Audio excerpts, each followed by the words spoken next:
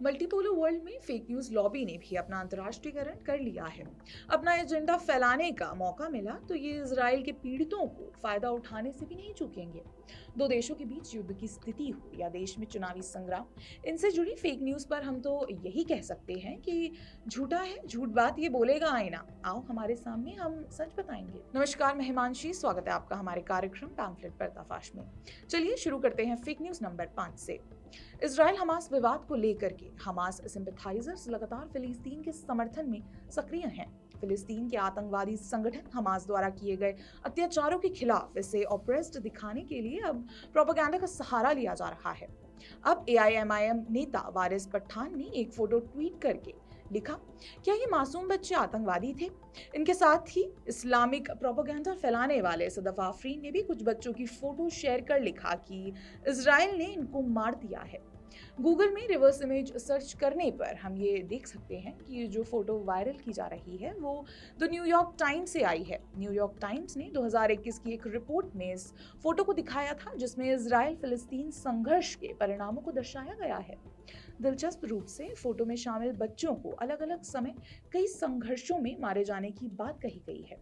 इस संबंध में हुसैन अबूबकर मंसूर नामक एक्स यूजर ने अपने हैंडल पर समझाया है, जिसे आप देख सकते हैं। एक ही फोटो का इस्तेमाल कर वर्षों से बच्चों को मारने का दावा करने के लिए एआईएमआईएम नेता वारिस पठान और प्रोपेगेंडिस्ट सदफ आफरीन को तो लानतें मिलनी ही चाहिए। साथ ही द न्यूयॉर्क टाइम्स जैसे अखबारों की विश्वसनीयता पर भी क्वेश्चन मार्क लगाना चाहिए। चलिए आगे बढ़ते हैं फेक न्यूज नंबर 4 की ओर। इजराइल पर हमले का सरलीकरण या कहें कि अपने पक्ष की हिंसा को जायज ठहराने के लिए दूसरों को बदनाम करना जरूरी हो जाता है। अब इजराइल की जवाबी कार्रवाई को लेकर ऐसे ही फेक न्यूज फैलाई जा रही है जिससे इजराइल की जवाबी कार्रवाई को एट्रोसिटीज के तहत पोर्ट्रे किया जा सके। इजराइल के हमले को लेकर फेक न्यूज पेडलर्स सीरिया और रूस यूक्रेन संघर्ष की पुरानी तस्वीरें वायरल कर रहे हैं।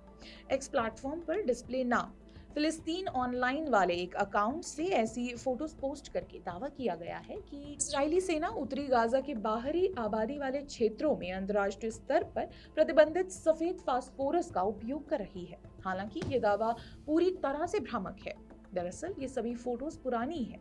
इनका इजराइल और फिलिस्तीन के हमास आतंकवादियों के बीच चल रहे संघर्ष से कोई लेना देना नहीं है।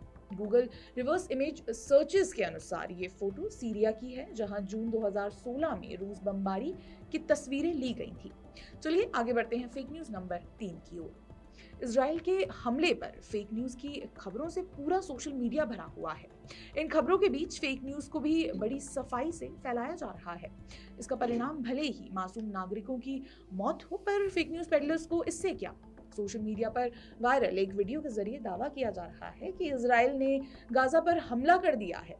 वीडियो में बिल्डिंग के ऊपर आगजनी और गोलीबारी जैसा दृश्य देखा जा सकता है। सोशल मीडिया प्लेटफॉर्म एक्स पर हरीम शाह नाम की यूजर ने इस वीडियो को पोस्ट करते हुए लिखा कि इजराइल के जेट उत्तरी गाजा पट्टी में ठिकानों पर बमबारी कर रहे हैं।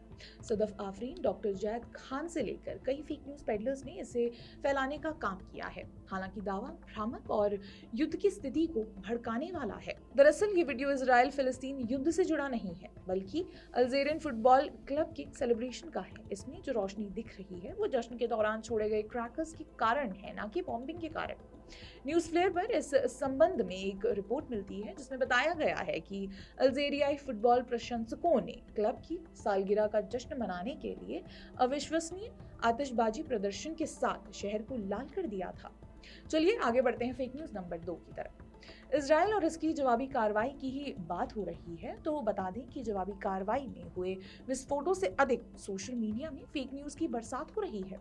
अब सोशल मीडिया में एक वीडियो वायरल है जिसमें दावा किया जा रहा है कि इजराइल ने अपनी कार्रवाई में एक मस्जिद पर हमला किया है। काशिफ अरसलाम नामक यूजर ने एक्स पर वीडियो शेयर कर दावा किया कि इजराइल लगातार जवाबी हमलों के नाम पर गाजा में मस्जिदों पर बमबारी कर रहा है। मुबाशिर खुर्रम, इमरान हफ्जल रजा सहित कई फेक न्यूज पेडलर्स ने इस वीडियो को फैलाने का काम किया है। दरअसल मस्जिद के ध्वस्त होने का वीडियो तो सही है, पर ये फिलिस्तीन का नहीं है और ना ही इस पर इजराइल ने हमला किया है।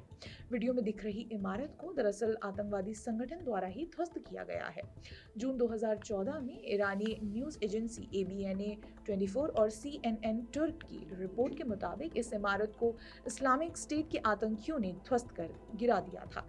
ये इमारत सीरिया के रक्का में स्थित एक मकबरा था जिसे इस्लामिक स्टेट ने ध्वस्त कर दिया था। क्या IS द्वारा मस्जिद क्षतिग्रस्त करने की न्यूज़ को इजराइल पर थोपने का काम करने आखिर फेक न्यूज़ पेडलर्स आगे आ ही गए हैं? खैर, आगे बढ़ते हैं फेक न्यूज़ नंबर 1 की ओर। ऐसा नहीं है कि इजराइल से जुड़ी फेक न्यूज़ खत्म हो गई हैं, पर देश में फैले प्रोपेगेंडा पर भी नज़र डालनी ज़रूरी है। अडानी विवाद में वॉशिंगटन पोस्ट और हिडनबर्ग के बाद फाइनेंशियल टाइम्स ने भी अपना नाम इसमें जोड़ लिया है। फाइनेंशियल टाइम्स ने अडानी समूह पर 2 व्यक्तियों नशीर अली शाबान अहली और चांगचुंग लिंग के माध्यम से लेन देन करने का आरोप लगाया है। अन्य रिपोर्ट्स के तहत फाइनेंशियल टाइम्स का कहना है कि नरेंद्र मोदी सरकार ने विभिन्न व्यापारिक सौदों के माध्यम से अडानी को लाभ प्रदान किया है। अडानी समूह ने इन आरोपों का खंडन करते हुए एक पत्र जारी किया है। अडानी समूह ने सीधे तौर पर OCCRP समूह पर जॉर्ज सोरोस द्वारा फंडिंग प्राप्त और समर्थित होने का आरोप लगाया। इसके अतिरिक्त अडानी समूह ने फाइनेंशियल टाइम्स द्वारा लगाए गए प्रत्येक आरोप का जोरदार खंडन किया है।